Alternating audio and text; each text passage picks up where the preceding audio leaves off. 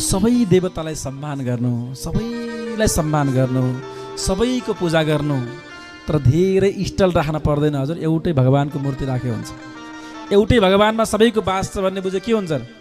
दुईटा गणेशजी, तीनटा गणेशजी, पाँचवटा गोपालजी, सातवटा शिवलिङ्गजी राखेर के गर्नु? अस्ति एउटी आमाले सोध्दै हुनुहुन्थ्यो घरमा तीनटा शिवलिङ्ग राख्न हुन्छ कि हुँदैन? घरमा तीनटा शिवलिङ्ग राख्न हुन्छ कि हुँदैन? मैले भने आमा जसको घरमा छैन उसलाई दिनुहोस् न दुईटा, एउटा राख्नुहोस् घरमा। अब हुन्छ कि हुँदैन भन्दा पनि किन राख्नु भने के? दोकान गर्न ला हो र पसल गर्न ला हो?